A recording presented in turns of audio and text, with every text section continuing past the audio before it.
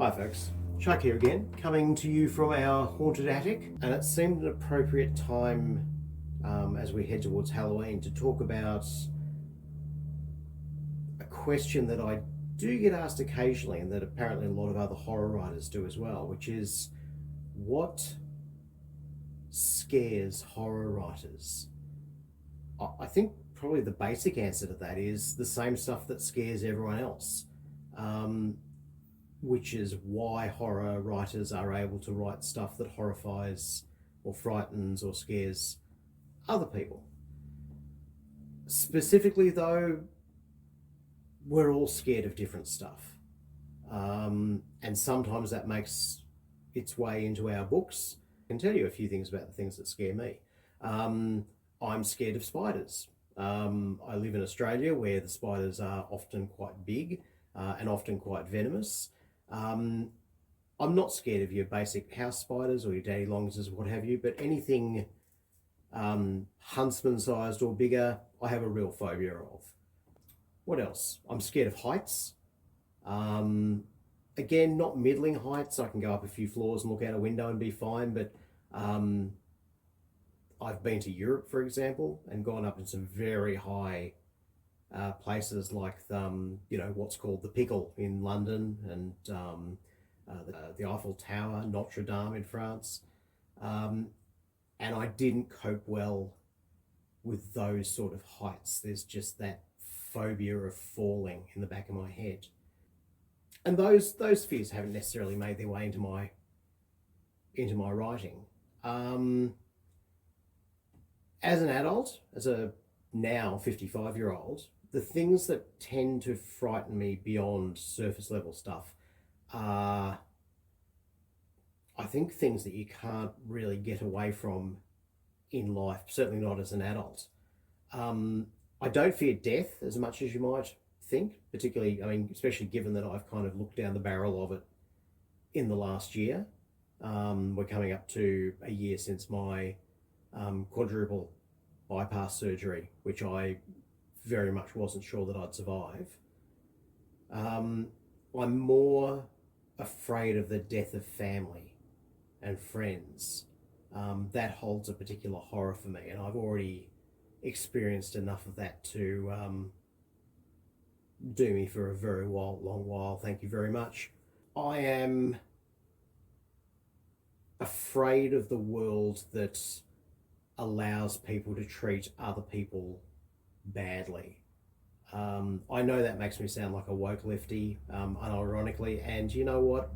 Fair, I am a woke lefty. I was brought up very left-wing. I was brought up feminist. I was brought up to believe that you should treat others as you want to be treated yourself, and not in a religious way, but just as a way of living. I'm, I suppose, frightened of where we come down to the nitty gritty. This is stuff that hasn't necessarily happened to me, but that fills me with fear, both fictional fears and real fears. And this has made its way into my fiction on more than one occasion. I have a real horror at the thought of bad things happening to children. I've certainly known people and heard of people and indeed dated people whose children have gone through more than you would hope any human being would ever have to go through. And that, as I say, has made its way into some of my writing, particularly as of late, The Dark Man by Referral, which features a child protagonist who is very clearly being assaulted by his stepfather or his stepfather figure. The other big fear of mine that goes right back to my childhood is things that look human but which aren't, and I have touched on this in previous TikToks. I was watching Doctor Who, the famous science fiction show and franchise, from the time that I was a baby. Doctor Who is a show that gets referred to as science fiction all the time, but to me it's always been largely horror. There's some horrific stuff that goes on in Doctor Who, usually child friendly, not always. And I remember when it came back in 2005 and parents were suddenly writing into the BBC saying, "Oh, this is far too frightening." I remember thinking, "Do you not remember what it was like in the 70s?" Doctor Who didn't worry me too much. I even as a little kid, I knew that, for example, the Daleks weren't real and the Cybermen weren't real, and etc. etc.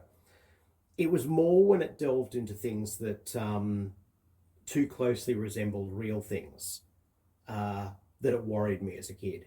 And a particular serial that screened in 1970, before I could remember it, but was repeated throughout my childhood to the point where I could remember it, was actually John Pertwee, the third Doctor's first serial, Spearhead from Space, which featured the Nestine consciousness, who are aliens that could possess plastic and make weapons of it. And one of these weapons was called the Autons, which were basically animated um, plastic store mannequins that could suddenly come alive and kill people. At a base level, I knew that what I had seen was a made up TV show. But given that the monsters in that were also a real thing, like the Weeping Angels nowadays, it's something that you can see in everyday life that if you take your eye off for a second can come alive and kill you.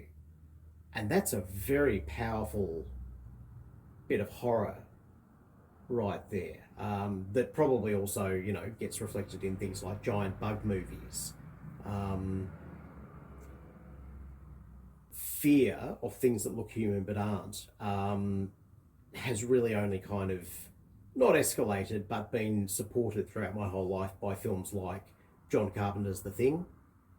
Um, uh, all of the versions of Invaders of the Body Snatchers from taken from Jack Finney's book The Body Snatchers. And since then, of course, there's been a lot of riffs on The Thing. There's been a lot of riffs on Invasion of the Body Snatchers. I watched a fantastic Canadian movie the other night from 2013 called There Are Monsters, which takes that theme as well, and which is terrifying. And again, sort of has scenes in which people are told, well, this is your dad or this is your mum or what have you. And the person who has twigged that person is no longer their loved one saying, no, no, they're not. They're a monster. And other people looking and going, no, they're not. But of course they are. We, the audience, know that they are.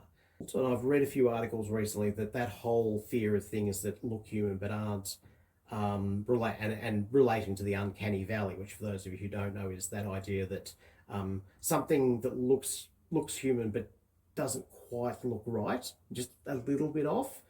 So, for example, when you see a CG character, maybe even based on an actual,